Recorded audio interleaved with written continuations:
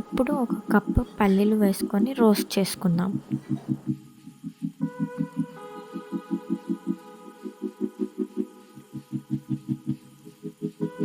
ఇప్పుడు ఒక బౌల్లోకి తీసేసుకొని అదే ప్యాన్లో మనము నువ్వులు వేసుకోవాలి. వాటిని కూడా రోస్ట్ చేసుకోవాలి.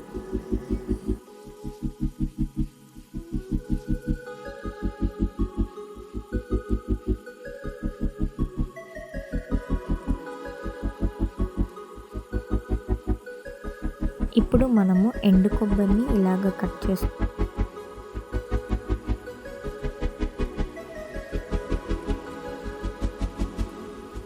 ఆనియన్స్ని ఇలాగ కట్ చేసుకొని ప్యాన్లోకి వేసుకొని ఫ్రై చేసుకోవాలి.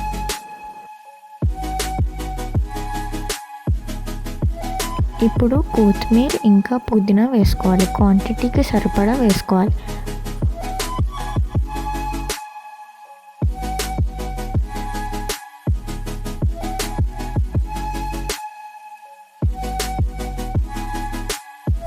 ఇప్పుడు ఒక మిక్సీ జార్ తీసుకొని రోస్ట్ చేసుకున్నవి అందులో వేసుకోవాలి అండ్ ఫ్రై చేసుకున్నవి కూడా వేసుకొని స్పైసెస్ అనేటివి వేసుకోవాలి and garlic and ginger add చేసుకోవాలి.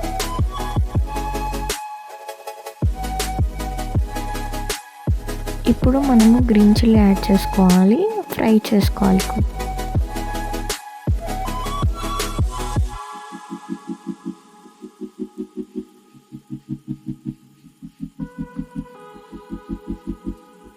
మనం పేస్ట్ చేసుకున్నాం కదా, అది ఇందులోకి యాడ్ చేసుకోవాలి.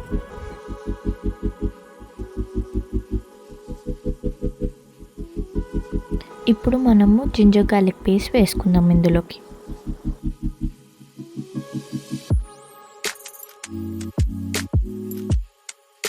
ఇప్పుడు 1 టేబుల్ స్పూన్ పసుపు వేసుకోవాలి.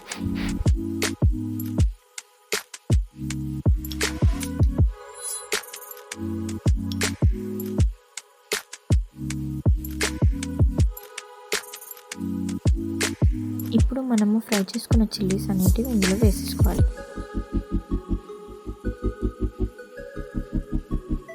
కొద్దిగా వాటర్ యాడ్ చేసుకోవాలి.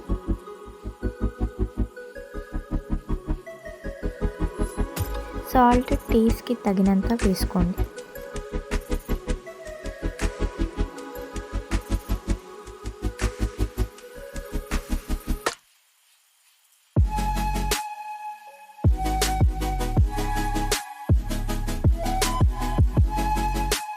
ఇప్పుడు ఇందులోకి చింతపండు పులుసు అనేది యాడ్ చేసుకోవాలి అండ్ కొరియాండర్.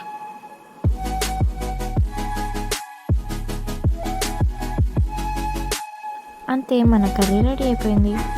సో మన కర్రీ అయితే రెడీ అయిపోయింది అండ్ ఇది మా daddy favourite curry. So let's taste.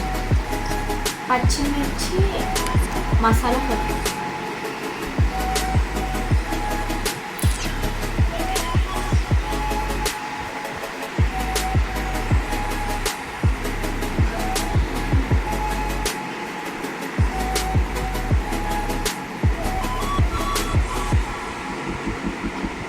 Taste అయితే చాలా బాగుంది and if you want to try this more recipes please to subscribe to my channel. Bye. So ఇది బగర్ రైస్ తోటి చూసింది అనమాట అండ్ ఇది చిట్టి ముత్యాల రైస్ అనమాట. సో అందుకని చాలా పొడి పొడిగా వచ్చింది అండ్ మీరు కూడా ట్రై చేయండి. బాయ్.